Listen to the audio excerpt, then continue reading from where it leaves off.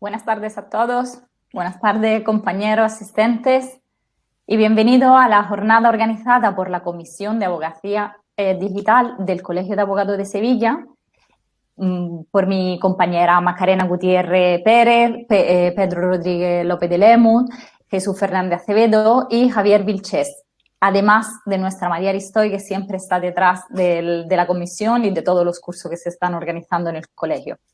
Pues dicho esto, doy la bienvenida y quiero comentar que esta jornada se ha organizado gracias a la Comisión de Abogacía Digital en el Día Día Internacional de Protección de Datos.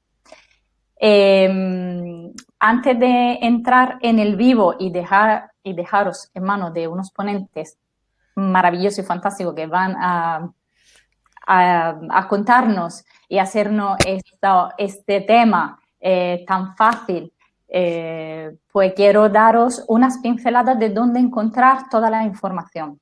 Pues la podemos encontrar en nuestra página del Colegio de Abogados de Sevilla.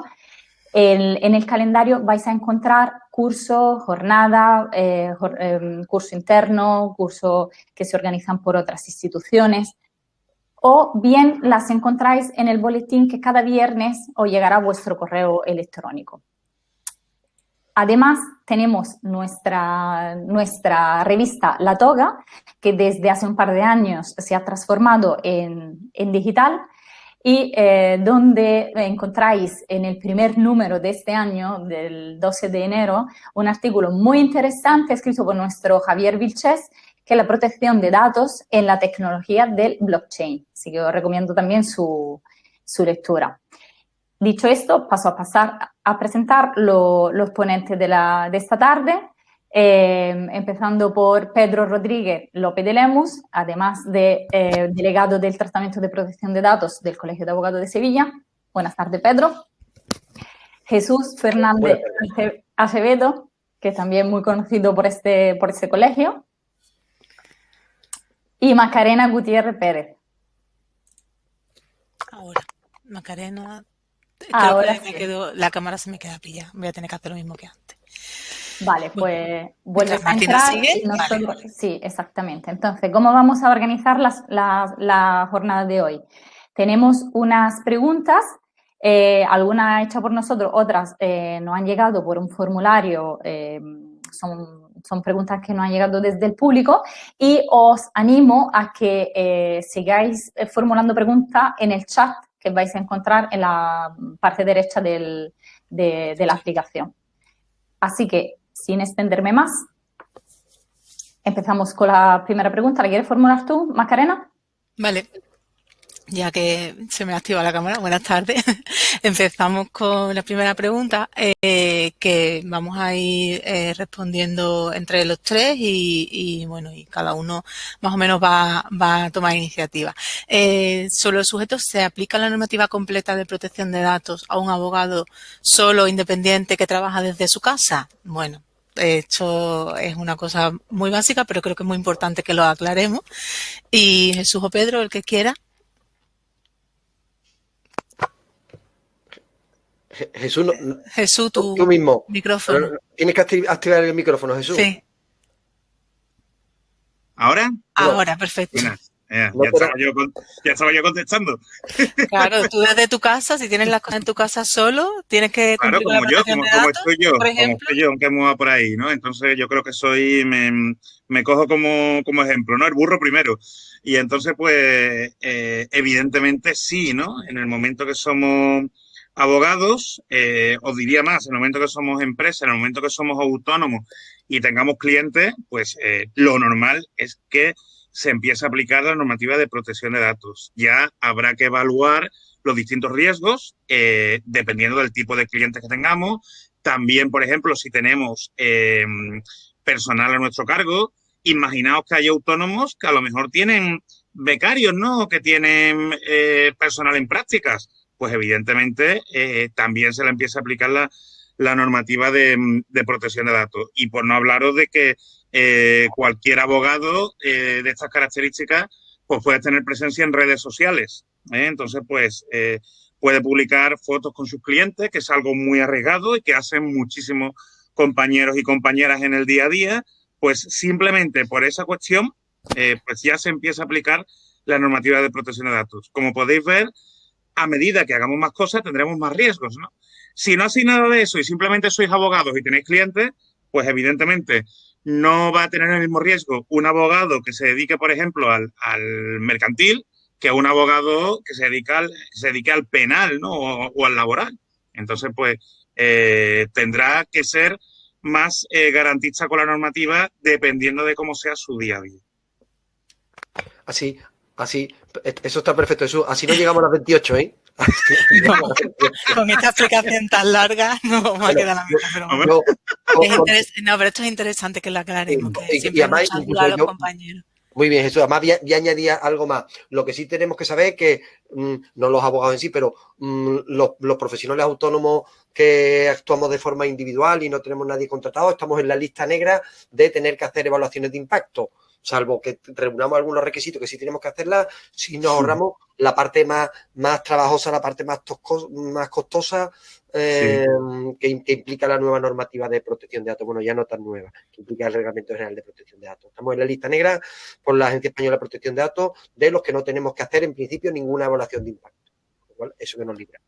Y también que no nos podemos olvidar de que tenemos que tener seguridad en casa, aunque estés en casa y tenemos que tener una seguridad en la red, cómo nos conectamos, cómo guardamos los datos, que por mucho que estemos teletrabajando o seamos únicos y solamente manejes tú los datos, ver qué aplicaciones utilizamos, dónde alojamos los datos, que son muy importantes. Aplicaciones que sean seguras, mucho cuidado con las transferencias internacionales, mucho cuidado con el WhatsApp, que de hecho pues el WhatsApp también está en la lista negra de los canales que no deberíamos utilizar los abogados. Incluso hay alguna resolución de la Agencia Catalana de Protección de Datos al respecto. Entonces, pues claro, minimizar el riesgo, como hemos dicho, en la medida de lo posible. Bueno, cambiamos de pregunta. Venga, la segunda la formulo yo. En un despacho formado por un solo abogado, ¿es el propio abogado el responsable del tratamiento, así como el encargado del tratamiento? Esto depende, ¿no? Que será la mayoría de las respuestas, ¿no? A partir de ahora, depende. ¿Y quién lo responde?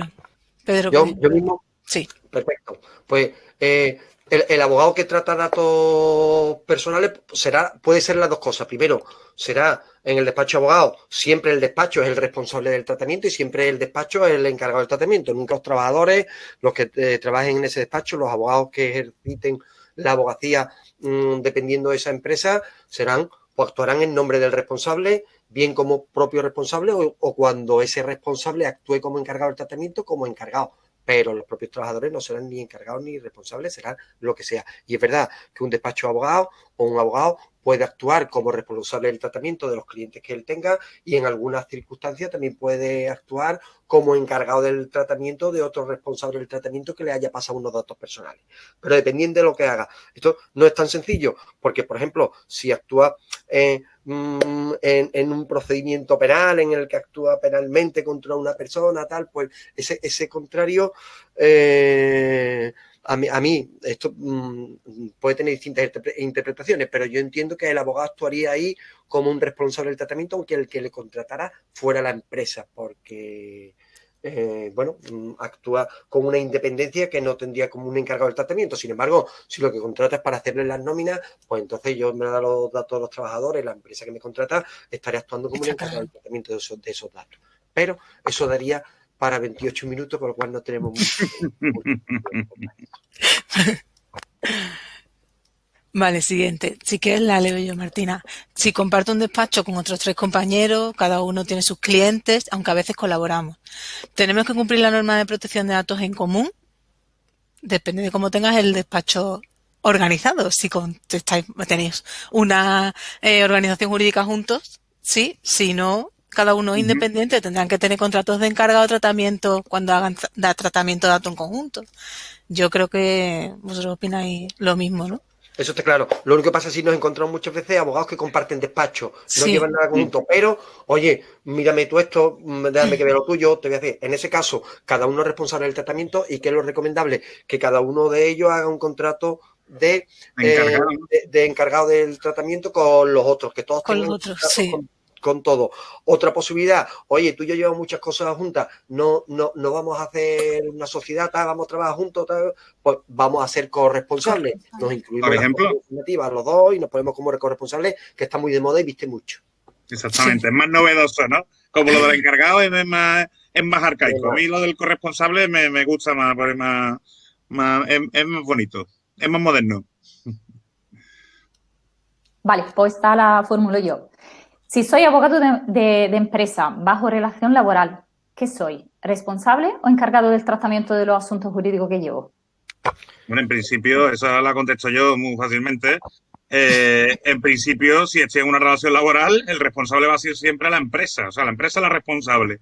Yo como abogado, en ese caso, simplemente soy personal laboral, un personal laboral más, trabajador, que tendrá que tener su acuerdo de confidencialidad, tendrá que tener sus funciones y obligaciones definidas y su medida de seguridad, igual que cualquier otro departamento, ¿no? Y atendiendo también a si llevo temas penales, si llevo temas laborales, como hemos dicho, ¿no? O llevo pues temas que no comprometan tanto datos sensibles. Pero ahí es la empresa quien se tiene que asegurar de cumplir con las normativas de protección de datos y de disponer de un DPD o designar un DPD si hace falta.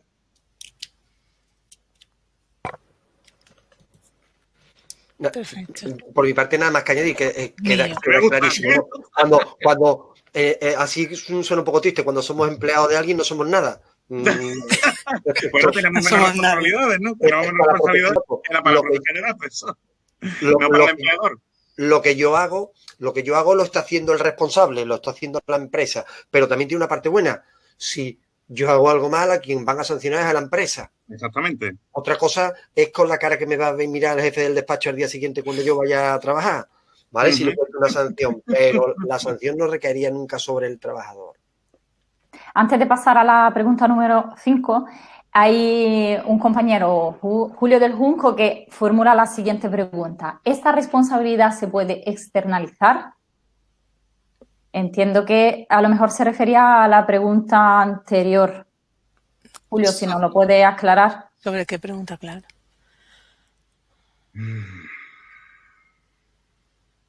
Ya están intentando escurrir el bulto. Eso realmente, por protección de datos, la responsabilidad tendrá que estar pues definida, ¿no? Si eres delegado de protección de datos, no. Yo creo que aquí es muy importante, y esto nos va a servir para las siguientes preguntas, ¿no?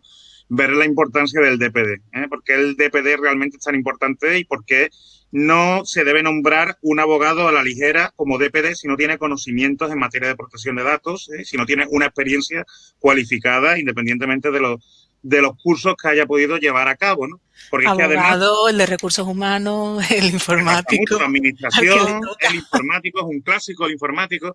Pues daos cuenta que es que un informático, o sea, el clásico informático de la empresa, ¿no? El clásico responsable de recursos humanos, si es nombrado DPD, genera un conflicto de intereses evidente. Con lo cual, si esto lo extrapolamos al área jurídica, al departamento jurídico de una empresa o al abogado de una empresa, lo que está claro es que ese abogado tendría incompatibilidad para ser DPD. En ese sentido, sí puede trabajar con el DPD, pero no puede ser DPD. O si se le designa DPD, solo puede ser de DPD. Al igual que sea el informático en un ayuntamiento, que es un ejemplo también muy clásico, se le nombra responsable de seguridad, ¿no? O responsable del Esquema Nacional de Seguridad, no puede ser DPD por incompatibilidad y conflicto de intereses. Vale, perfecto. Yo creo que la pregunta de Julio puede ser que se refiera a la número 2 que hemos hecho. En un despacho formado por un solo abogado, ¿es el propio abogado responsable del tratamiento, así como del encargado del tratamiento? Y él a lo mejor nos está preguntando, ¿y esa responsabilidad se puede externalizar? Porque aquí en eso tiene sentido. Con esa pregunta sí tiene sentido. El responsable del tratamiento no puede externalizar nunca a nadie esa responsabilidad. Y si el encargado tampoco, en realidad, porque tú eres de esa actividad.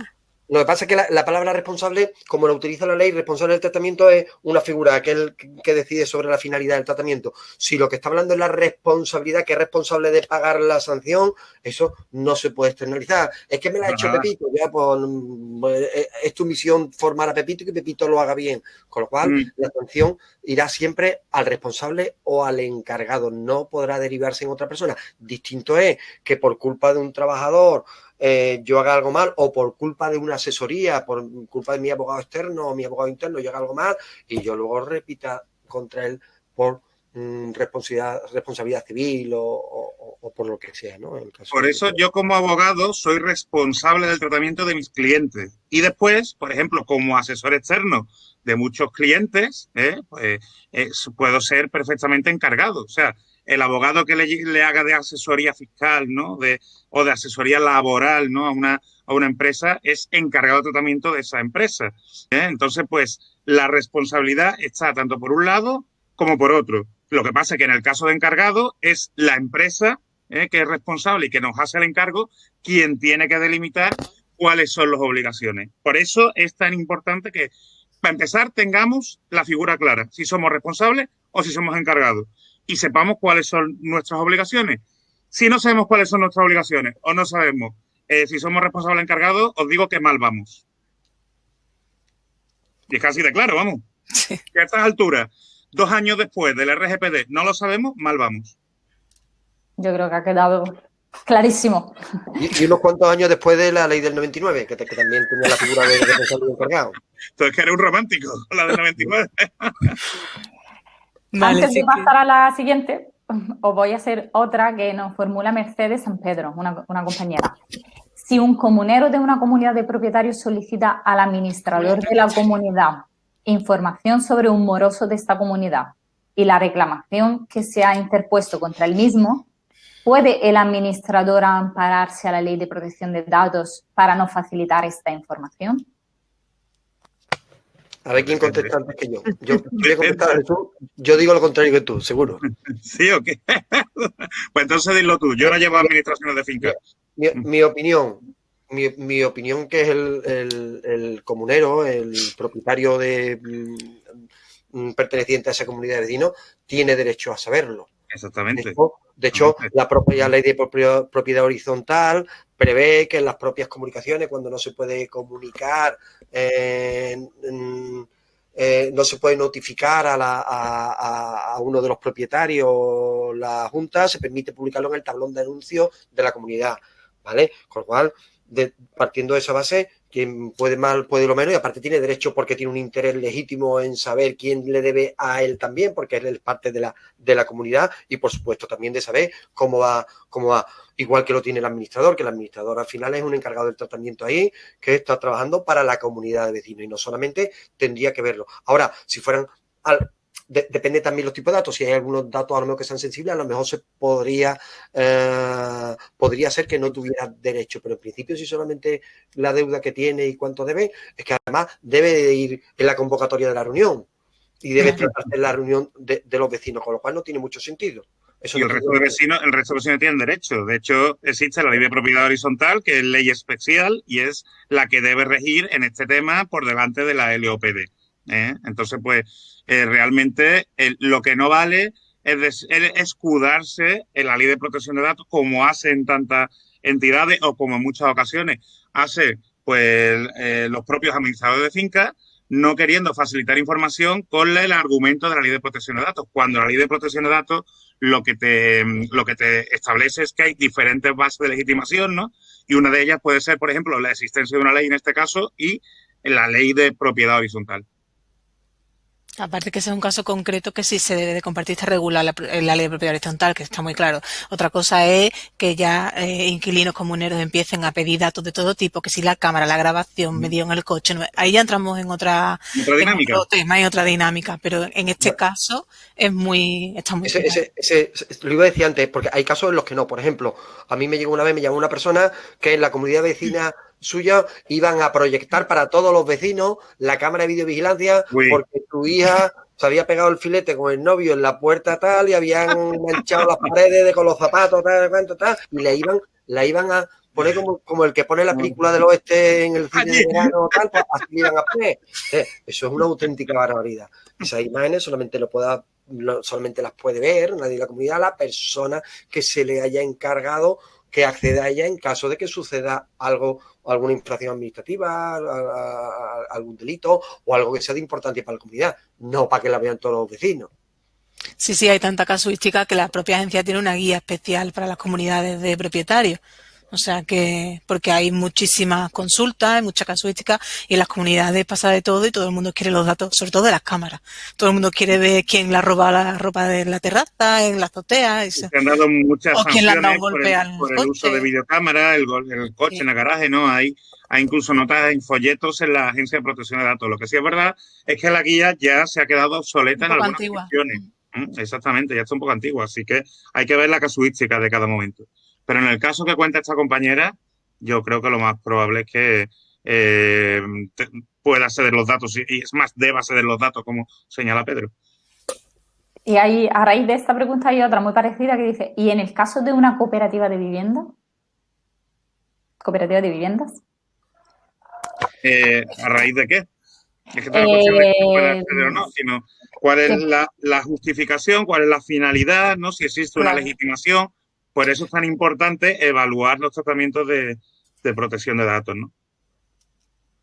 Claro, al final serán una comunidad, aunque sean una cooperativa, pero habrá que verlo el caso concreto, claro. Hago la última y luego seguimos el listado. ¿Qué base legítima estima más idónea para consultar un fichero de solvencia de un cliente? ¿Consentimiento o interés legítimo? Hombre, el consentimiento, no sé qué pensáis vosotros, pero yo el consentimiento lo veo difícil, ¿eh? Que un moro se te dé el consentimiento, pero no, bueno, está complicado. Hombre, si te lo dan. Te lo dan. No, entonces, claramente hay interés legítimo en poderlo consultar. Porque si fuera el consentimiento, tendría que ser el consentimiento de la persona que figura ahí. Oye, ¿quiere usted que le pongamos en el fichero en la lista? Hoy no, ya me gusta mañana, que mañana mismo quiero estar en el fichero de moroso. Sería complicado. Pero, al contrario, Pedro, como el consentimiento es revocable y tiene que ser revocable en cualquier momento, que diga, pues claro, hoy sí, pero al día siguiente diga, hoy no me apetece, quitadme. Incluso se podría decir un interés público por ver que la economía funcione y tal, podemos llegar incluso más allá, pero la propia normativa de protección de datos, tanto esta como la anterior, la nuestra nacional como la anterior, lo prevé y lo establece y lo permite, lo limita de alguna forma, pero lo permite, con lo cual está claro el interés legítimo, o yo digo, o incluso el interés público del funcionamiento de la economía, tal, pero vamos, yo veo más interés legítimo. Que ahora está también muy de moda el interés público. ¿Vale? Ahora lo que era videovigilancia es también interés público, antes era interés legítimo, en fin. Eso, bueno, eso ya depende de cada uno, ¿no? Cómo lo vea. Yo no estoy de acuerdo, Pedro, no sé qué piensas tú. No, yo tampoco estoy de acuerdo. Tú además fuiste premio de la Agencia Española de Protección de Datos, que ha ido a su premio, y tú fuiste premio precisamente por este tema hace ¿cuántos años? Yo ayer, fue prácticamente ayer cuando ¿Quién lo diría? Yo tampoco estoy de acuerdo, pero pusieron interés público porque como los organismos públicos no pueden tener interés legítimo, pues entonces para tener una videocámara dentro de sus instalaciones tenía que ser interés público. Y ya pero es tan fácil como interés público para las administraciones públicas, interés legítimo para las entidades privadas, ¿no? Sí, pero debemos ser muy torpes y para que no nos liemos. Hombre, igual que somos torpes en España para no sancionar a las administraciones públicas si no cuentan con esta materia, como el Ayuntamiento de Sevilla, que ha sido uno de los ayuntamientos que ha tardado 2 años en nombrar un delegado de protección de datos, cuando estaba obligado desde mayo de 2018, y sin embargo, pues las entidades privadas pues nos llevamos todas las sanciones, ¿no? Pero bueno, eso es harina de otro costal. Ahí queda, Jesús, ahí queda. Ahí queda, muy bien. Porque en Alemania se sancionan también a las administraciones públicas. Entonces no entiendo por qué aquí no, pero bueno. O el Estadio del Cádiz, ¿no? El Estadio del Cádiz que también ha tenido su problemática con la normativa de protección de datos. Muy bien. ¿Seguimos? Venga, esta yo creo que a lo mejor Pedro no la puede contestar. Un cliente me quiere nombrar delegado de protección de datos de su empresa. ¿Puedo serlo? ¿Necesito hacer algún curso, darme de alta en algún sitio? Mira, lo único que hace falta para ser delegado de protección de datos es tener conocimiento y experiencia en materia de protección de datos, es decir, suficiente como para, dependiendo de la entidad, como para poder manejar el tema de protección de datos en esa entidad. No hace falta nada más. No obstante, como hay muchas entidades para lo que es obligatorio que lo tengan, pues se ha creado un sistema de certificación oficial y un sistema de certificación que ha elaborado la Agencia Española de Protección de Datos junto con la Autoridad Nacional de Certificación. Y existe un esquema que se llama el esquema AEPD-DPD, donde a determinadas entidades se les acredita para que formen, a determinadas entidades se les acredita para que examinen, y si superas el examen, pues te dan ese certificado. Para hacer el examen tiene varias opciones. Si tienes experiencia acreditable, pues directamente te puedes presentar al examen dependiendo del tiempo. Y si no tienes, pues tienes que hacer un curso de determinadas horas por empresa homologada. Que aquí, pues los tres estamos relacionados con eso. Pues Macarena es elaboradora de preguntas del examen. Y Jesús y yo estamos de profesor en formación jurídica de un curso de delegado de protección de datos homologado. Con lo cual, no es necesario, pero sí es recomendable. ¿Por qué? Porque también hay ahora muchas entidades que te lo piden, aunque no es necesario, no te pueden obligar, pero... es otra criba, además. Si lo piden para acreditar, aunque lo sepas. Yo, por ejemplo, pues yo no me he examinado ni me voy a examinar a estas alturas ya. Para que me caiga una de mis preguntas y no la sepas de bien. Pero si yo, tú no te puedes... ¿Te imaginas? Pero... puede pasar, Macarena, puede pasar. Pero si yo empezara, sí lo haría, sí me examinaría. Lo que sí es verdad, tened en cuenta que al final el quien sepa de compliance, la figura del DPD no deja de ser lo que es el compliance officer, el compliance, pues el DPD respecto a la protección de datos, ¿no? Y sí es verdad que en otros países las autoridades de control, cuando tienen que llevar a cabo una inspección, ¿no? O tienen que tratar con una empresa que tenga un DPD, si no resuelve favorablemente o si el DPD da problemas o genera evidencia de que realmente no conoce la ley y que no está preparado, esto puede ser un agravante, y de hecho es un agravante a la hora de sancionar a una entidad. Entonces, pues claro, evidentemente el riesgo será mayor para una empresa que facture al año pues una cantidad considerable, porque la sanción podrá ser más considerable si no dispone de un DPD en condiciones. Ahora, con una empresa más pequeña que disponga de un DPD, que a lo mejor pues no tenga esta formación, no tenga características, pues el riesgo siempre va a ser menor. Ahora la Agencia Española de Protección de Datos está investigando a aquellos que no tienen DPD. Yo entiendo que dentro de muy poco lo que inspeccionará es a ver si el DPD tiene la formación y los conocimientos adecuados, porque es que ahora mismo la mayoría, sobre todo en administraciones públicas, no tienen ni idea. Y en empresas privadas que se pone mucho al responsable de recursos humanos o al informático. Y ahora yo también lo aviso siempre. Ahora mismo el registro de la agencia se cuela todo lo que tú escribas como de la protección de datos. Pero cuando la agencia tire de listado y diga, confírmeme o indíqueme usted qué documentación o qué trayectoria le avala como conocimientos para ser de la protección de datos, tendremos que ver quién cumple ahí y quién no cumple ahí. Entonces, no sé cómo responderá la agencia ni cómo actuará. Mira, yo pongo un ejemplo para que se vea muy, muy claro. Yo hace unos meses, creo que Jesús y Macarena lo saben, fui a denunciar a Vodafone por lo mismo que ha sido sancionado en Italia con 13 millones de euros. Con 13 millones de euros, ¿vale? Porque se dedican a hacer llamadas agresivas para que contrate, y si no contrata te vuelven a llamar por la tarde, y si no, aunque digas que no, y te siguen llamando. Pues yo fui a denunciar, y lo primero que hice para denunciar fue recabar datos. Hice un derecho de acceso a Vodafone aquí en España, y me contestó el delegado de protección de datos de Vodafone, esto hace unos meses, que en base a la ley 15/99, que todavía no saben que la ley 15/99 ya no está vigente. Es decir, que si fuera de unos días para atrás, pero que hace ya un par de años que esa ley ya no está vigente. No está vigente hace 4 años, pero no es aplicable desde hace 2 años. Entonces, pues nos podemos encontrar con auténticas barbaridades. Total, sí. Pues, sí. Bueno.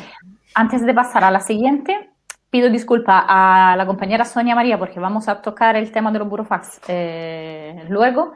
Y formulo la pregunta de Francisco Ramón. ¿Qué obstáculos podemos tener los abogados del punto de vista de protección de datos para indicar en una demanda datos referentes a cargos públicos en administraciones públicas de persona que pretendemos citar como testigo?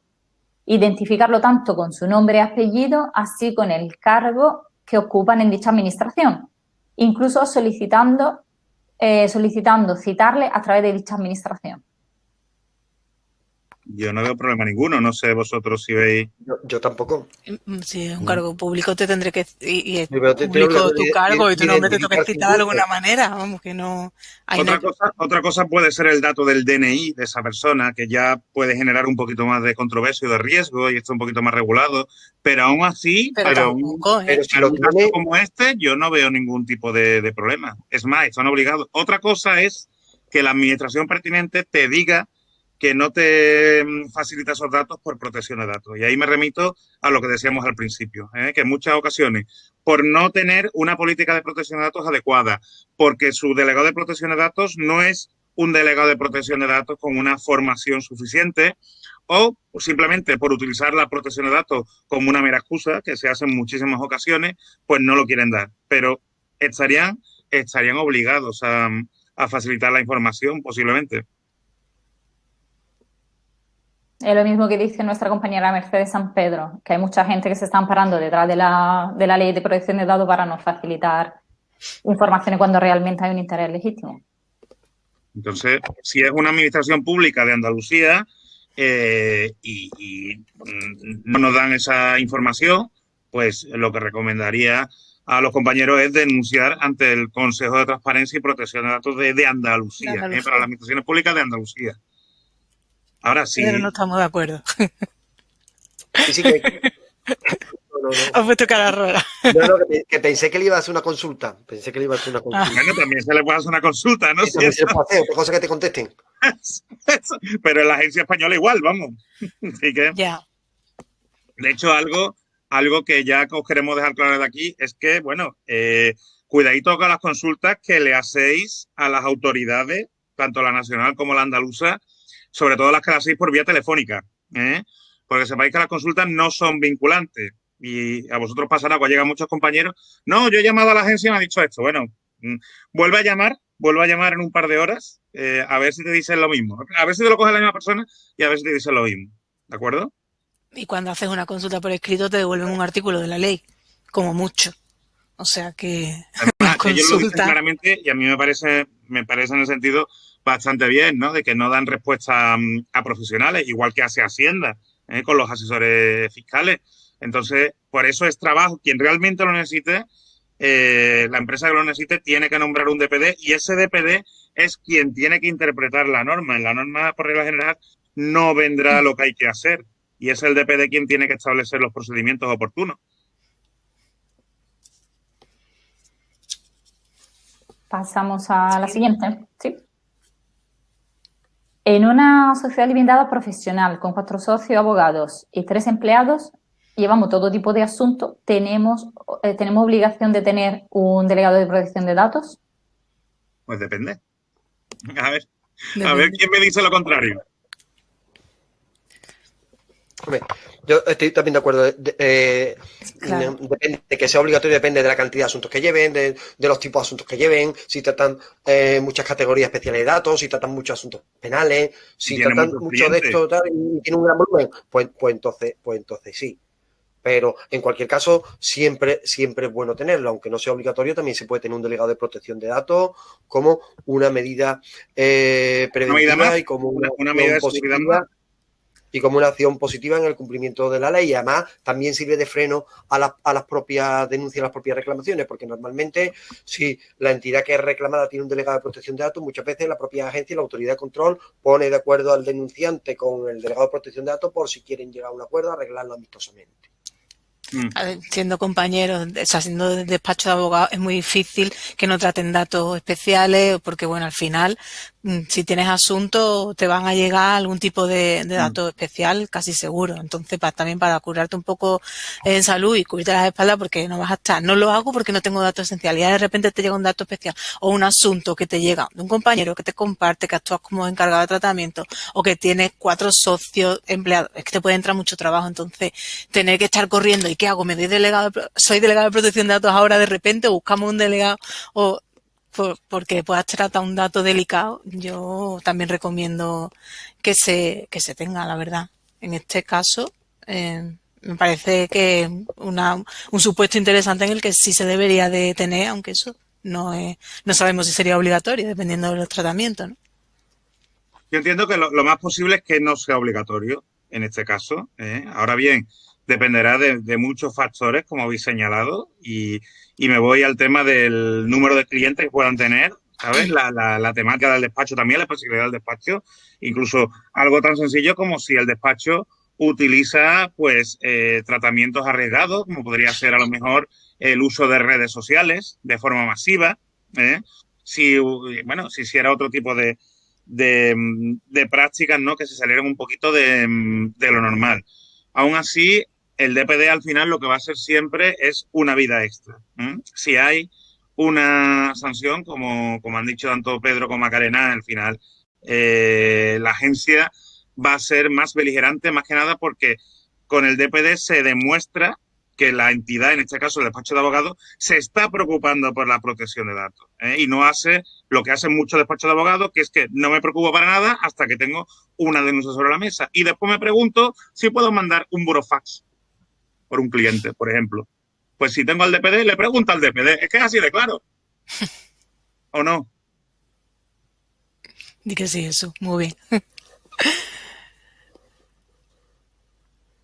Si quieres, Martina, leo yo la siguiente. En un despacho donde principalmente se llevan procedimientos de entidades bancarias, ¿es necesario un delegado de protección de datos?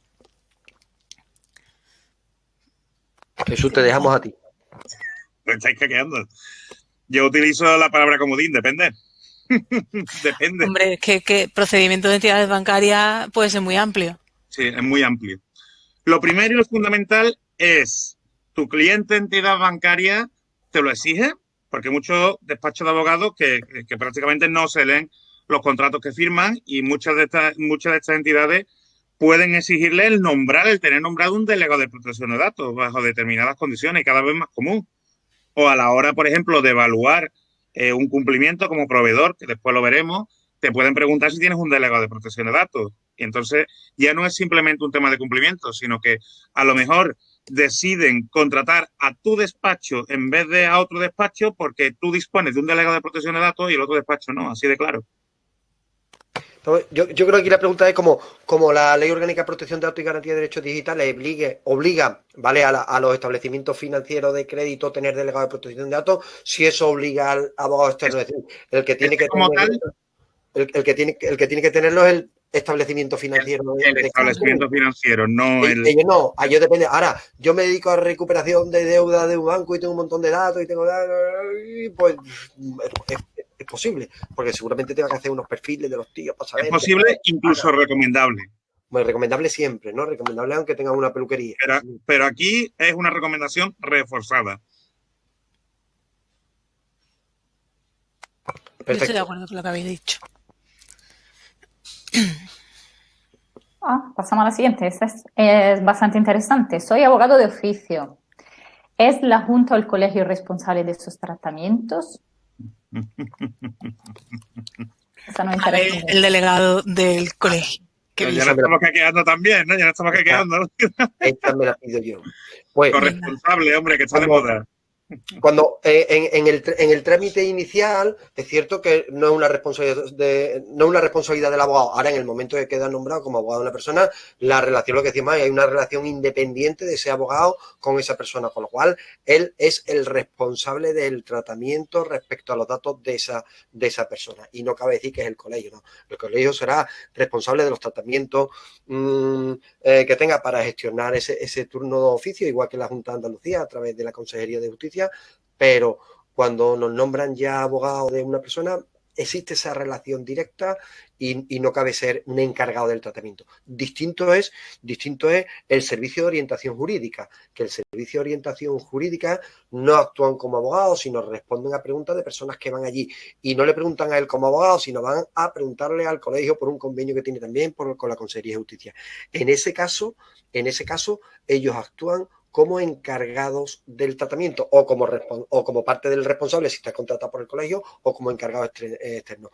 Igual también incluidos servicios de asistencia jurídica penitenciaria que van a ser trasladados a los propios centros que tenemos nosotros, pues unos muy buenos profesionales en ese ámbito, pero en ese caso son encargados del tratamiento, actúan siempre en nombre del colegio, en este caso del ICA, del colegio abogado nuestro.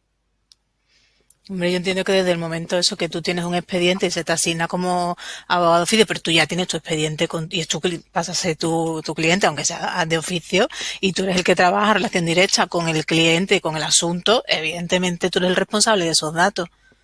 Y de esos datos, vamos, a mí no me genera duda. Puede ser que eso, que sí, en todo el resto de acciones que Pedro ha comentado, sí, claro, pero así como la pregunta está formulada, yo lo veo también claro. Eso lo tenemos muy trabajado. Muchas gracias. Pasamos a la siguiente. ¿Es suficiente que los datos recogidos a través de un formulario de acceso público para tratar los datos recibidos? ¿Es suficiente que los datos sean recogidos a través de un formulario de acceso público para tratar los datos recibidos o es necesaria alguna comprobación de la identidad de remitente para verificar la veracidad de los mismos? Es que no entiendo muy bien la pregunta. Yo no entiendo la pregunta, la verdad. Yo creo que sí la entiendo. Si alguien a través de un formulario que tenemos en una página web y nos aporta una información, pues si esos datos tenemos que pedirle una identificación o no. Vale, aquí el reglamento dice que cuando no hay que identificar a alguien más allá, por el principio también de minimización de datos, no necesitamos más datos. Es decir, si a mí por un formulario yo soy Pepito fulanito y quiero esto tal, yo lo estoy tratando como si fuera fulanito o venganito. Además, la Ley Orgánica de Protección de Datos y Garantía de Derechos Digitales nos dice que los datos que vengan del interesado se presumen como ciertos. Distinto es que me ejercite, por ejemplo, un derecho de acceso. Quiero saber toda la información que tiene usted mía. No, usted, entonces ya estamos hablando de una cosa distinta. Si usted no solamente me está aportando información, sino que lo que quiere es recibir información o ejercitar algún derecho que implicaría algo para esa persona y que puede no serlo, tenemos la obligación de comprobar qué es. En ese caso sí tenemos la obligación. Pero si lo que pasa es que sí es verdad que nuestra agencia sí es bastante tajante en el sentido de que, bueno, si yo, por ejemplo, tengo los datos de una persona que está suscrita a nuestra newsletter y lo que tengo es el nombre, el apellido y el correo electrónico, si me ejerce, por ejemplo, un derecho de supresión,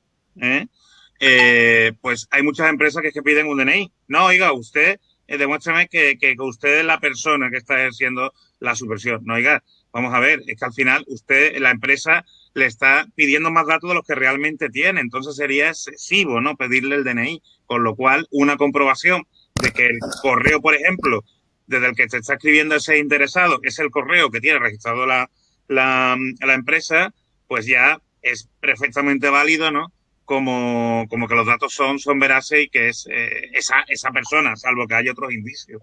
Entonces, pues claro, dependerá del formulario, dependerá del tipo de datos que se recabe y es que a mí el concepto eso de formulario público, a mí eso me da mucho miedo, porque yo no sé si te pasa a ti, Pedro, te pasa a Macarena, pero creo que la gente se lía entre lo que son los antiguos ficheros de titularidad pública, entre las fuentes de ciber público, que ya en la nueva regulación pues se quedan un poco en tierra de nadie. Y entonces, pues, el concepto de eso de, bueno, como es público, se puede... No, oiga, no. O sea, y es peligroso, es un concepto peligroso. Eso está claro. Si la forma de identificar a una persona es a través del correo electrónico, que para tener sus datos se identificó así, pues tenemos que dar por válido que esa persona a través del correo electrónico. Igual que si se da de alta con un usuario y una contraseña. Si me lo pide logueado y lo que me está pidiendo son los datos que él mismo introdujo al loguearse, pues evidentemente tenemos que dar por válido que es esa persona. Sí, también para eso también cuando redactas esas políticas, esas cláusulas, indicas que bueno, que él también el responsable es responsable de que eres mayor de edad, que pones una serie y que los datos son tuyos, que confirmas que eres quien lo hace y que si tienes un usuario y una contraseña, tú eres el responsable de custodiarlo, o sea, todo ese tipo de cosas para también dejar claro, ¿no? Que tampoco es que no puedes hacer de policía de todo el que si tuviésemos que estar todo el día viendo, comprobando los datos con Identidades, ¿no? verificaciones, todo el día recibiendo email de cuánta gente, ¿no? Y cómo lo recibe, dónde lo aloja, todo se complica y entonces la anonimización de datos no sirve de nada. Vamos al revés.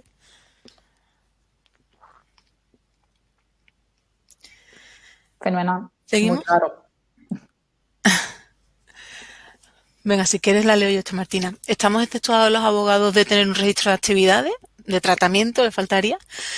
Si no fuera así, tenemos que tenerlo publicado en la página web. Yo tengo mi opinión, así que os dejo a vosotros. Ya tengo mi opinión particular, mi gusto particular. ¿Por qué pregunta esto? Yo entiendo que lo pregunta porque dice el Reglamento General de Protección de Datos que aquellos que tengan menos de 250 empleados se les exceptúa de esta obligación de tener un registro de actividades del tratamiento. ¿Qué pasa? Si seguimos leyendo ese artículo, dice, salvo que los tratamientos supongan un riesgo. Un riesgo para los derechos de las personas. ¿Qué pasa? ¿Cuál es la interpretación de la Agencia Española de Protección de Datos? Que todo tratamiento de datos supone un riesgo, con lo cual, ¿qué quiere decir esa excepción? Que no se aplica. Ahora, tampoco tiene sentido que estemos haciendo tratamiento y que no tengamos ni un listado mínimo de cuál es ese tratamiento. Es decir, es lo básico para cumplir. Si no tenemos ya eso, apaga y vámonos. Ahora, ¿tenemos que publicarlo en la web? No, eso no es obligatorio. Solamente tienen obligación las entidades que figuran en el artículo 77 de la Ley Orgánica de Protección de Datos y Garantía de Derechos Digitales, que son administraciones públicas. ¿Vale? Por ejemplo, y que de hecho, además, aquí en Andalucía existen unas reglas específicas de publicidad activa por el Consejo de Transparencia y Protección de Datos de Andalucía, que es únicamente obligatorio para las administraciones públicas andaluzas y que además tienes unos requisitos específicos, ¿no? Y además lo evalúan anualmente. Sin embargo, las entidades privadas no es obligatorio. Otra cuestión es que por compliance digital, que por transparencia, sí se publiquen los registros o algunos de los registros, ¿no? Y eso ya es una cuestión un poco más controvertida o que habrá que estudiar por cada caso. Yo, mi opinión es que cuanto más transparente sea, mejor. Al igual que el registro de actividades, para mí esa excepción es un error de reglamento, es una excepción que además se introdujo a última hora, se cogió como referencia lo de 250 trabajadores, porque era también un baremo que se utilizaba en otras normativas de compliance, como puede ser la de los planes de igualdad, y sin embargo al final genera muchísima confusión, porque esto va en contra del cumplimiento proactivo, ¿no? De la accountability. Y sobre todo que en la práctica, si una entidad, y en este caso si un despacho de abogados no dispone de un registro de tratamiento, difícilmente después va a poder cumplir con todas las obligaciones, como saber, por ejemplo, con quién tiene que firmar un encargado de tratamiento, qué medidas de seguridad necesita cada tratamiento, o simplemente poder defenderse adecuadamente ante una posible inspección de la Agencia Española de Protección de Datos.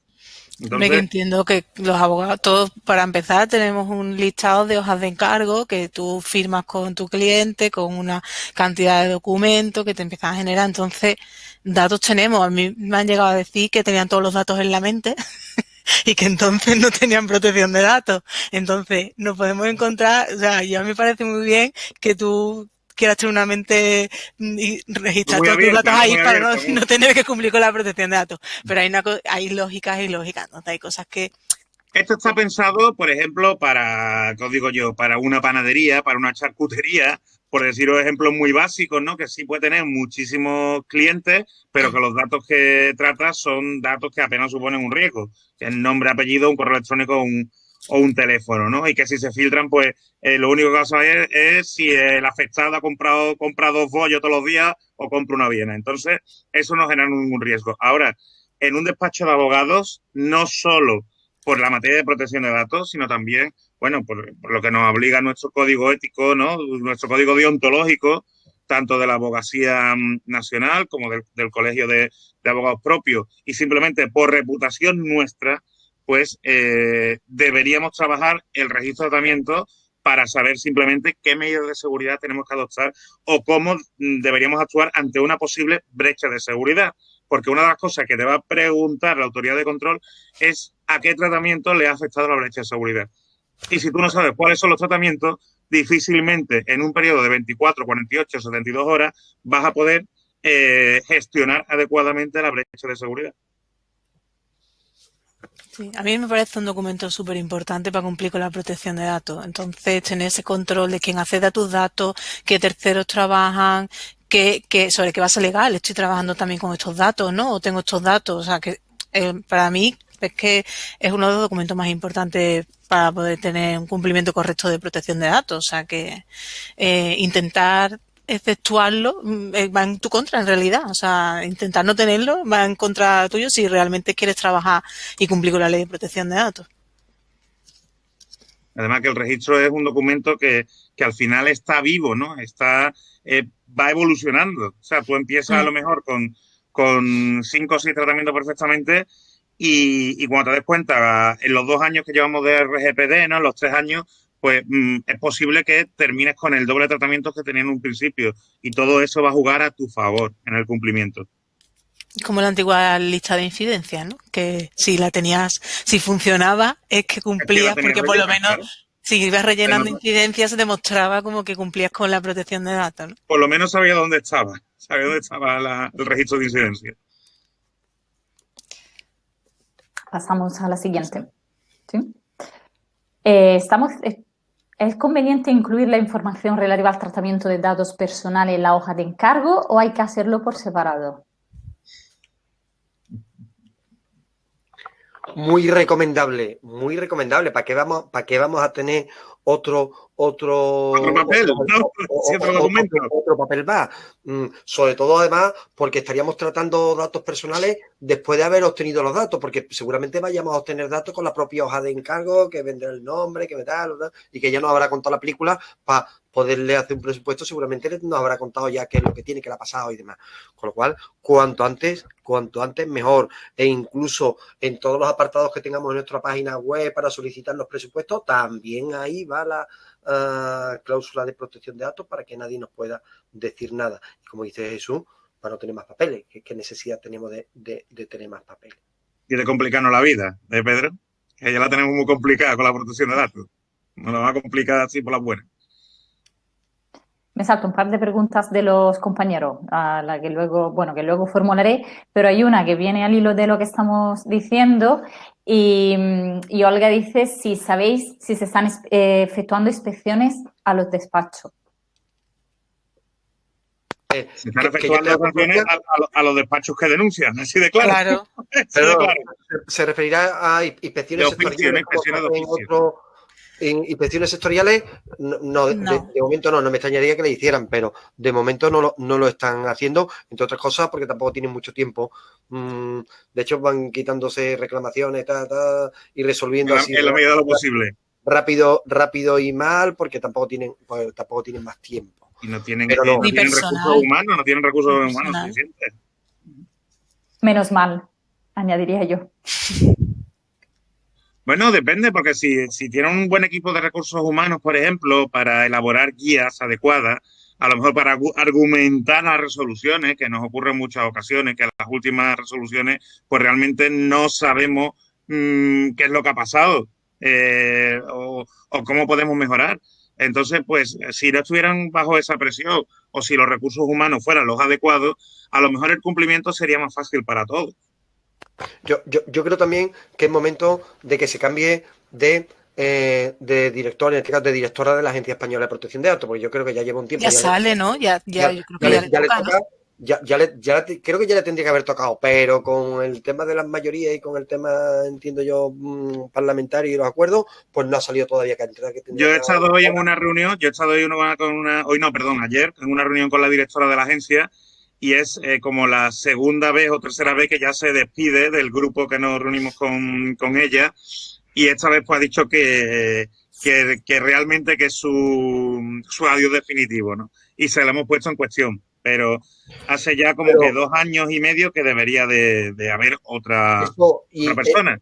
Y eso se nota. Se nota en la actuación de la propia agencia. Yo veo en la agencia una desgana absoluta, vamos, que no tienen ganas de mover un papel. Lo que pasa es que, bueno, está muy bien desde el punto de vista de que a nosotros nos inspecciones, pero en el caso de que nos hagan algo, no las vamos a ver negra para poder exigir responsabilidades o que alguien no nos haga algo. Claro.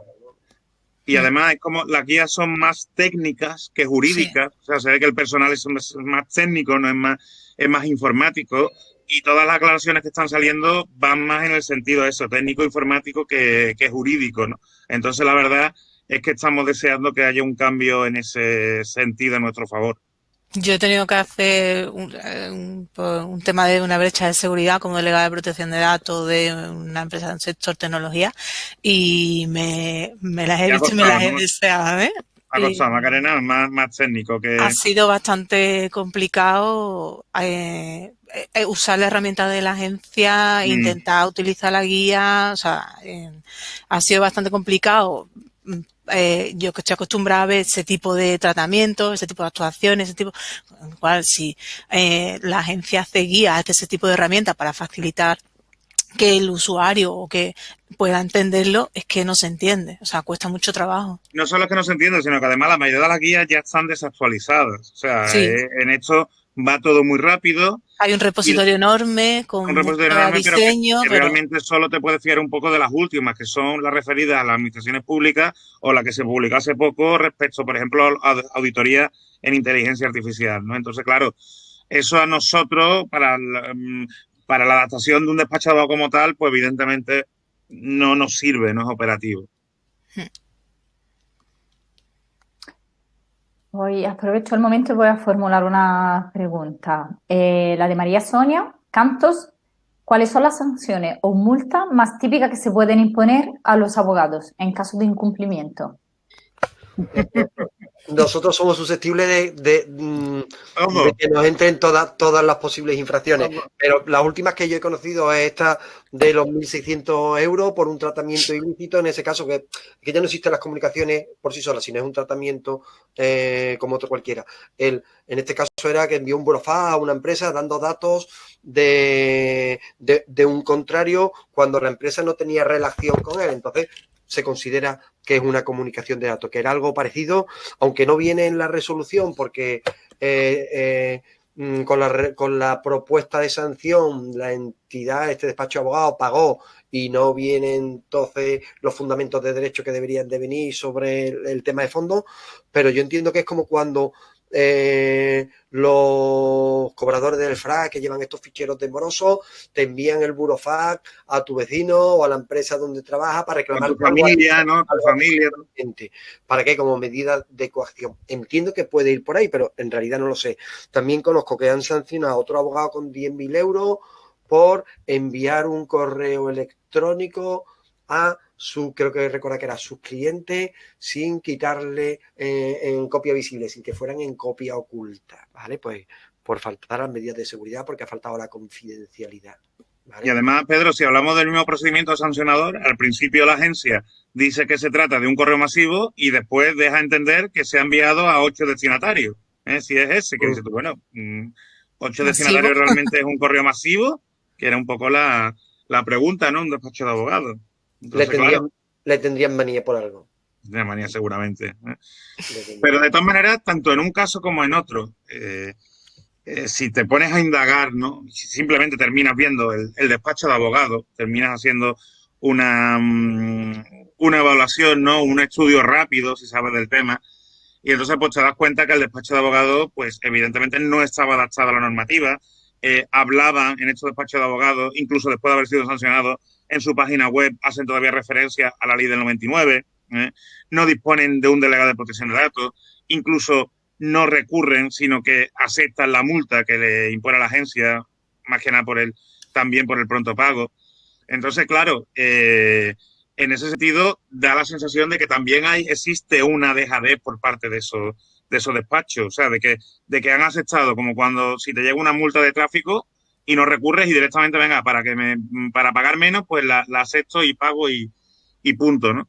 Y también os recuerdo que ha habido casos también similares con una abogada y después con otra administradora de finca por reutilizar documentación en papel de sus clientes. Por ejemplo, pues había un caso muy significativo que era en una reunión de vecinos, en una junta de la comunidad de propietarios, la administradora de finca, que era abogada, pues había reutilizado papel con información de esos clientes. Y entonces, pues, uno de los comuneros fue quien le denunció. Con lo cual ahí estamos hablando de otra sanción. No recuerdo si esa fue de 2.000, 3.000 o 6.000 euros, porque cuando hay tantas similares. Pero el caso que el tramo de 2.000 a 10.000 euros es el tramo que más estamos viendo últimamente, independientemente de las sanciones ya que son a los bancos, que esas son ya extraordinarias. Claro, es que si a un abogado le ponen una sanción como la que ponen a los bancos, no la vamos a poder asumir. Entonces también esa horquilla entra en juego. También te digo una cosa, ojalá facturásemos nosotros lo que facturan los bancos, Macarena. Pero que esa horquilla también entra en juego y entiendo que también se valora en ese sentido. Y el reglamento frente a la normativa anterior tiene en cuenta, pues, ante quién estamos, si es una pyme, si es una gran asociación, tal, en fin, eso lo tiene en cuenta. Gracias a Dios. Gracias a Dios, realmente. Es más justo que la legislación anterior, que multaba con 1.000 euros a una pyme que tenía una cámara de videovigilancia enfocada a la calle y multaba con 1.000 euros al Corte Inglés por tener una cámara, ¿no? Mirando ahí en la Plaza del Duque. Entonces, pues claro, evidentemente no supone el mismo impacto económico a un autónomo o una pyme que al Corte Inglés, ¿no? Por ejemplo. Y pregunta al compañero Eugenio de Neira Roca, ¿no les parece que son un poco, mejor dicho, abusivas o exageradas las sanciones? Hombre, pues por lo general sí, son sanciones muy, muy, muy elevadas, pero es verdad que ahora son más justas, porque ahora se tiene en cuenta a quién se va a sancionar, las medidas que ha puesto, se tienen más cosas en cuenta. Y también está muy bien que se tenga en cuenta también el nivel de facturación del volumen de negocio, el volumen de negocio del ejercicio anterior, porque por ejemplo, si nos vamos a Vodafone y a Vodafone le vamos a sancionar con 30.000 euros, 60.000 euros, tal, como sancionaban antes, porque es que no vale de nada. Ahora, claro, si se sanciona como se ha hecho en Italia, que no recuerdo ahora si eran 11 o 13 millones de euros, ahora, pues me lo voy a pensar si cumplir. En España siguen cumpliendo, siguen haciendo exactamente lo mismo que por lo que lo han sancionado en Italia, lo siguen haciendo en España. Tú metes los teléfonos a ellos y tiene un montón de gente protestando y que ha denunciado, pero aquí, por ejemplo, la agencia no actúa contra determinada, por el motivo que sea, no lo sé, contra determinadas entidades y luego a lo mejor coge a un desgraciado y le planta una sanción de 10.000 euros sin a lo mejor sin motivo. Como lo que te he dicho de una comunicación masiva por 3 comunicados. Sí, pero también vemos la agencia también, por ejemplo, pues cuando hay otras administraciones que también están sancionando bien, están sancionando con sanciones elevadas cuando hablamos de revisión por consumo de la Junta de Ley de Consumidores y Usuarios en la web. Las campañas meten unas leñas que aquí nadie se entera hasta que en el despacho no llegan ese tipo de clientes y dice, oye, que son 5.000, oye, que son 6.000. Ahí también son sanciones bastante altas, o sea que no es cuestión solamente de recaudar, que tenemos muchos políticos que mantener. Hombre, y este año hace más mucha falta, claro.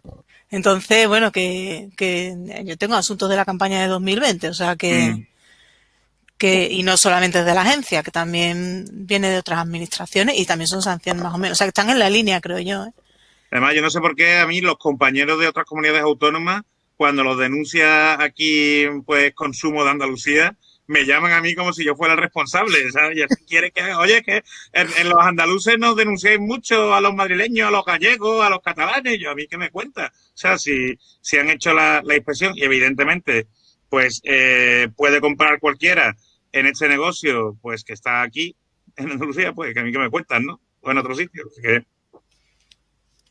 El compañero Manuel Saucedo pregunta en qué consiste la inspección. ¿Jesús, contestas tú? Yo es que he tenido inspecciones de todo tipo. No sé. Hombre, ahora lo que no hay, ahora lo que no suele haber es inspecciones presenciales.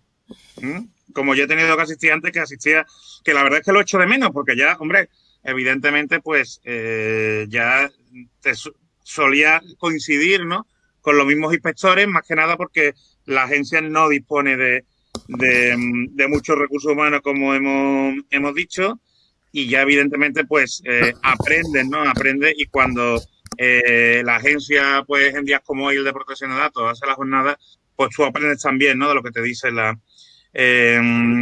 área de inspección. Pero ahora pues básicamente yo mis últimas experiencias han sido todo online, ¿eh? Pero sí es verdad que cuando te llega un requerimiento en cualquier sentido, pues hay que saber contestar, hay que saber que le llegue, hay que saber contestar. O sea, dando la información no necesaria y sin romper la confidencialidad. Os puedo decir que a un antiguo cliente que le hice la adaptación pues hace prácticamente un par de años, pues hoy me ha llegado con una denuncia, ¿no?, con un problema, básicamente porque el correo que instauró de protección de datos hace varios años, pues se ha dado cuenta que nadie lo estaba atendiendo. Entonces, claro, si cualquier interesado ejerce alguno de los derechos en el correo de protección de datos y nadie contesta dentro de la empresa, y si es la propia agencia la que te pregunta y nadie contesta, pues evidentemente tienes un problema grave, ¿no? Entonces, pues claro, aún así se suelen interesar bastante y es importante darles feedback, ¿no? Y hablar y mediar y saber mediar. Y esa no es lo mismo el tener que mediar con un inspector siendo DPD de una entidad, como ha dicho antes Pedro, que siendo simplemente pues un abogado que representa a la entidad. Entonces se nota mucho la diferencia.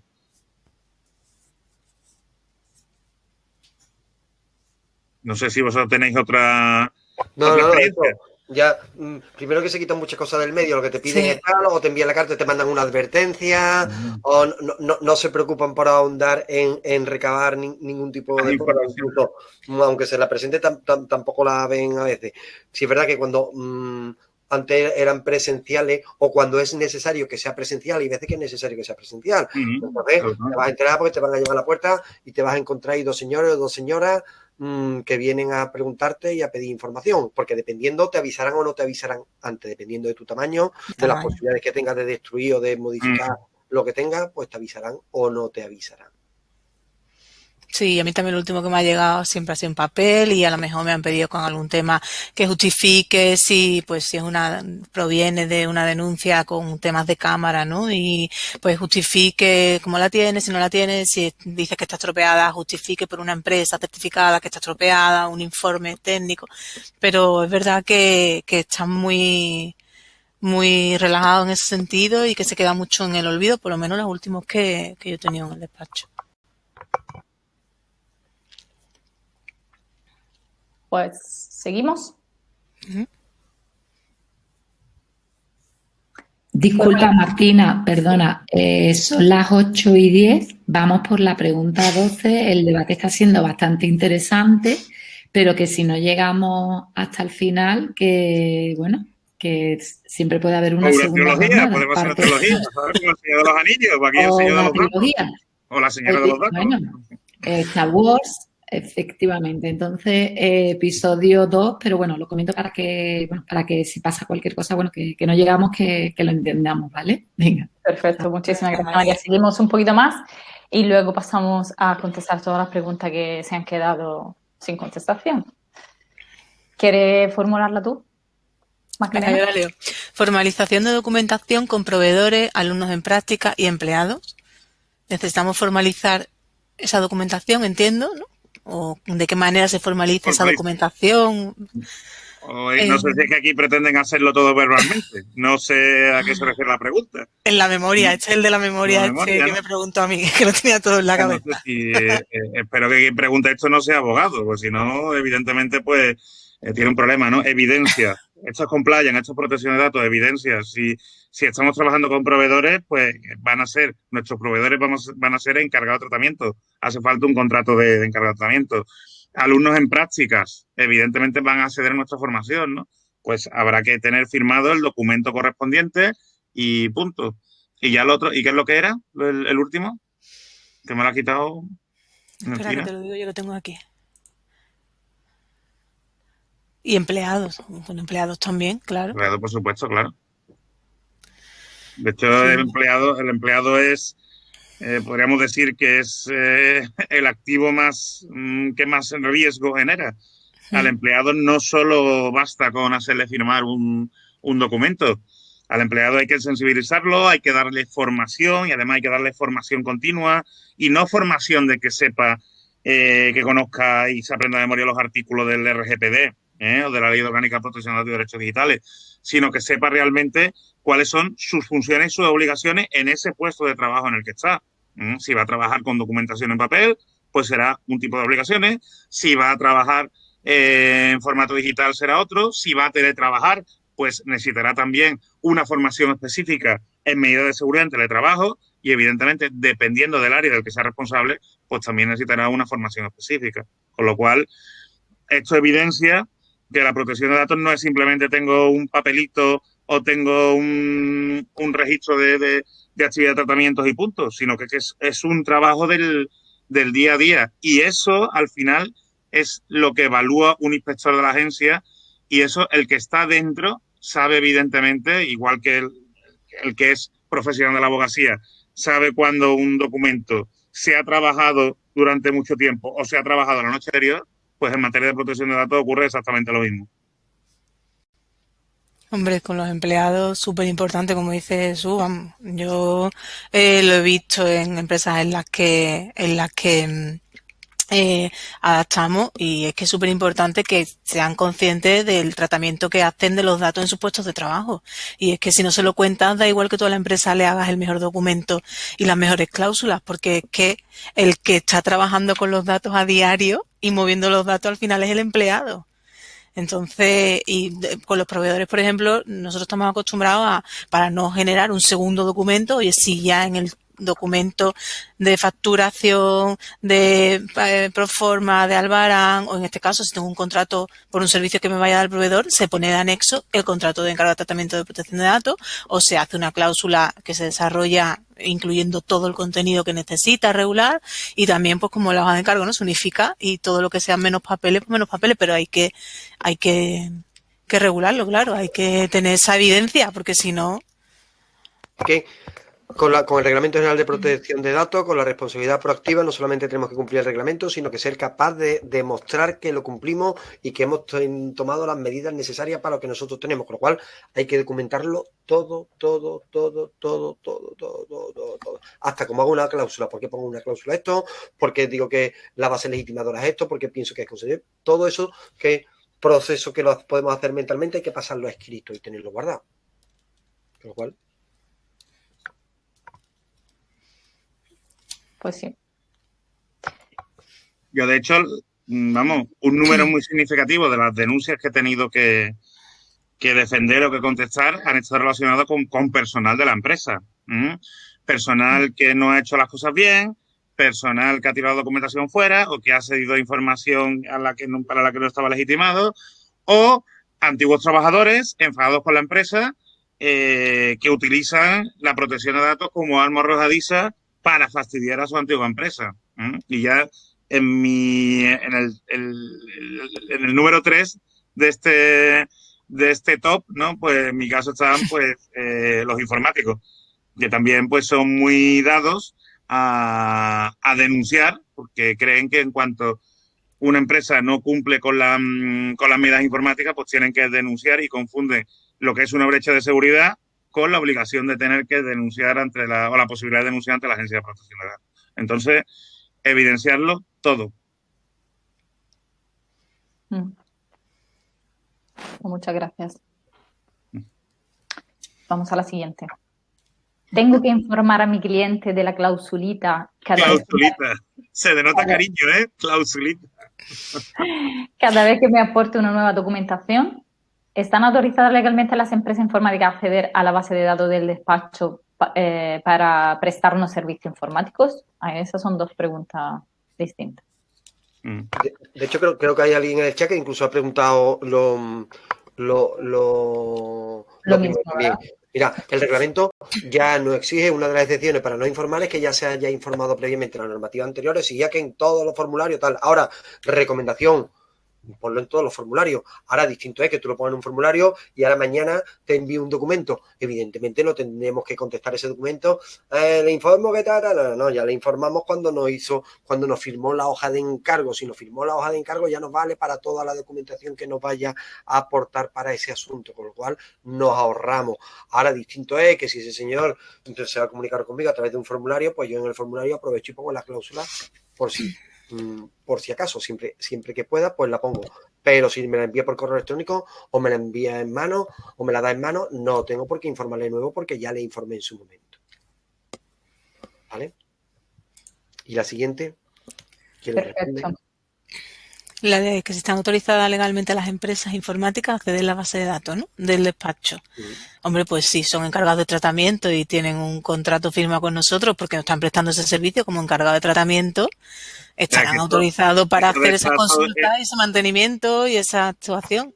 Están autorizados si nosotros le damos autorización. Y a exactamente. Pero no hay una entidad suprema que los autoriza, sino que somos nosotros los que nos tenemos que encargar de que ese encargado cumpla con la normativa.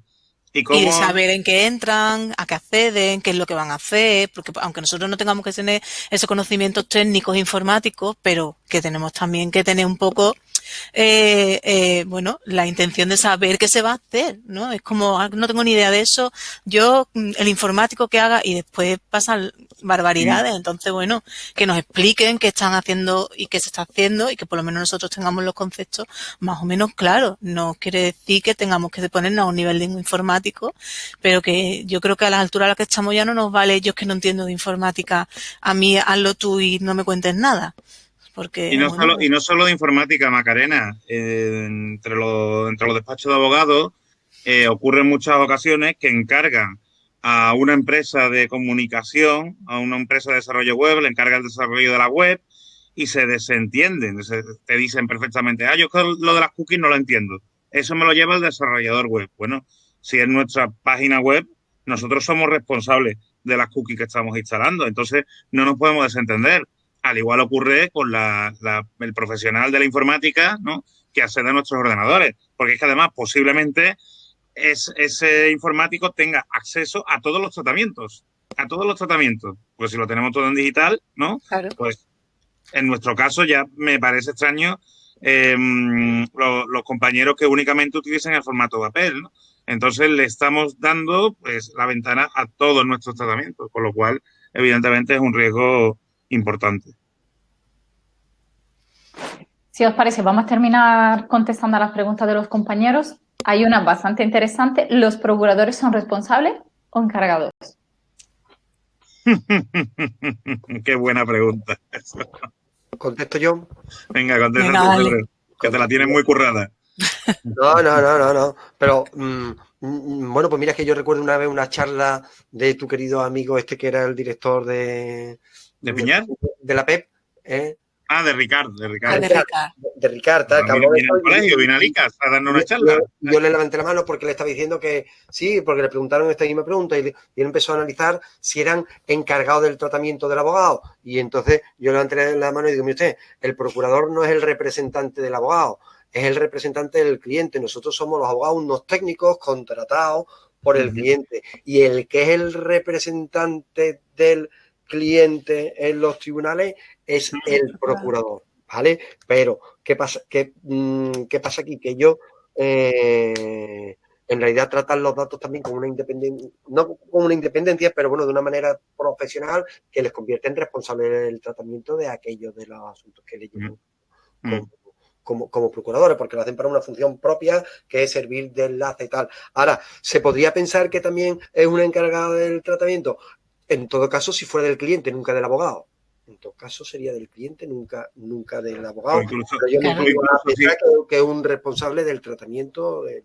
Incluso si me apura, corresponsable, ¿no? En un momento dado, así, ya que no estamos tan acostumbrados a la figura del corresponsable. Está muy pero así, yo lo entiendo como responsable. Yo lo entiendo como también.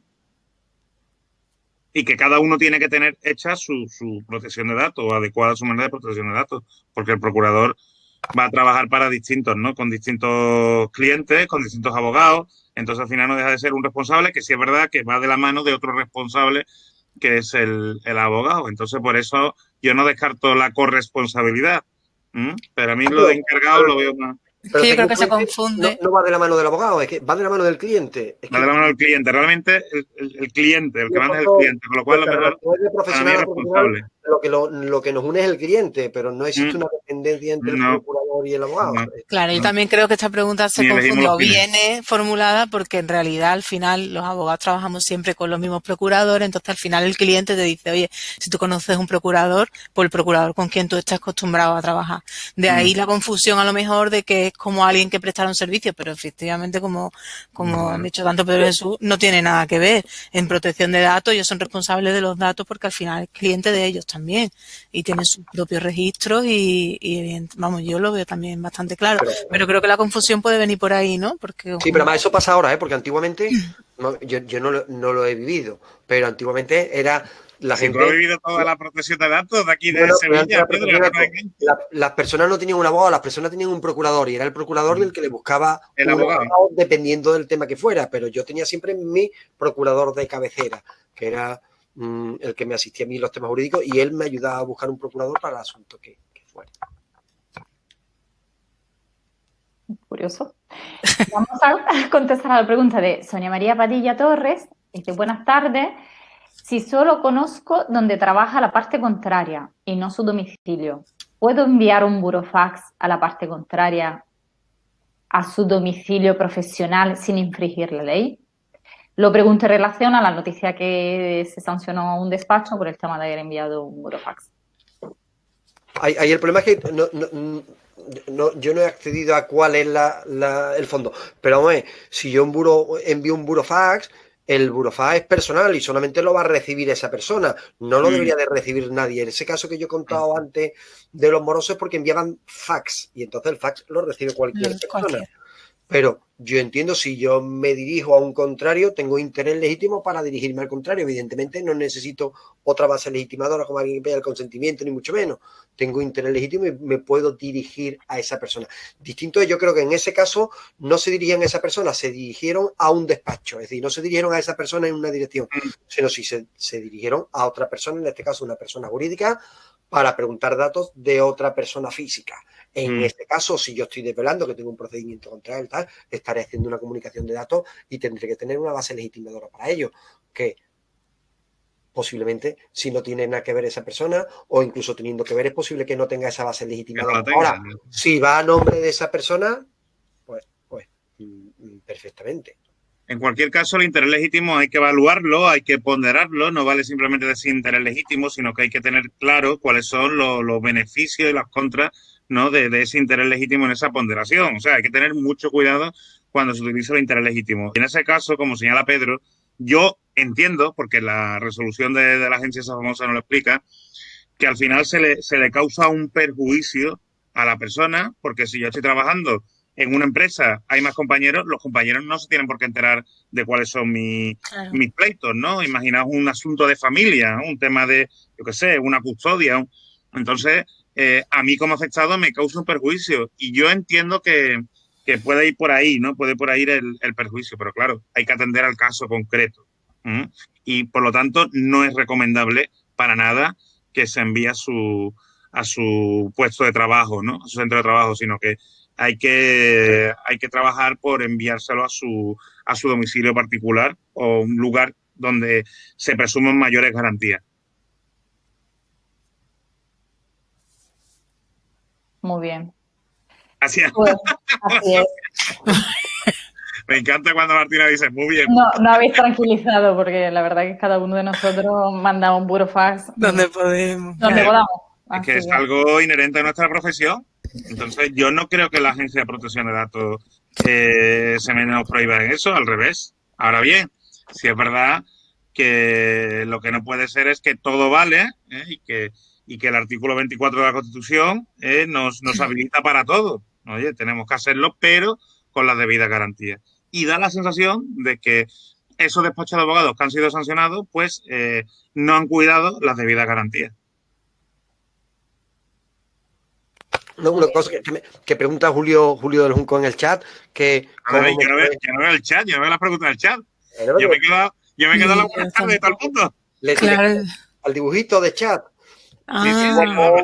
¿Cómo acabó el tema de Vodafone? Pues mira, recurrí a la Agencia Española de Protección de Datos porque no me querían dar el derecho de acceso para poderlo denunciar, y la Agencia de Protección de Datos, después de un montón de tiempo, me dijo que yo no había acreditado que me había dirigido a ellos con un correo electrónico, con una firma electrónica reconocida.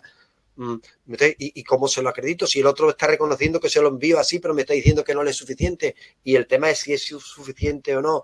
Con lo cual, tengo pendiente de, voy a pedir los datos de quién ha resuelto ese expediente, quién ha sido el instructor, para las posibles acciones legales que voy a emprender contra él, porque ha faltado todos los principios que tiene que cumplir en la resolución de este tipo de conflictos la administración, y voy a volver a denunciar otra vez. Y aunque no puedo aportar las pruebas que me permite la agencia, no puedo aportar un correo electrónico, solamente me permiten PDF, Word, imágenes, tal, pues lo colgaré el correo electrónico en un sitio web restringido con una contraseña de un usuario, y le diré al nuevo instructor que por favor que visite esa página web para que se descargue el correo electrónico, a riesgo de que le haya metido un virus y el hombre se descargue un virus. Pero este es uno de los ejemplos en que la Agencia Española de Protección de Datos, estaba el hombre que no tenía ganas de trabajar seguramente, y dije, me voy a contestar que no me la ha acreditado. Bueno, yo le estoy diciendo que le envió un correo electrónico con firma electrónica reconocida. El señor me está contestando que sí, que la firma que sí es correcta, pero que no, que le toque enviar la copia del DNI en base a la ley 15/99. Pues no es eso suficiente para al menos dirigirte a Vodafone y decirle, haga usted el favor de darle los datos.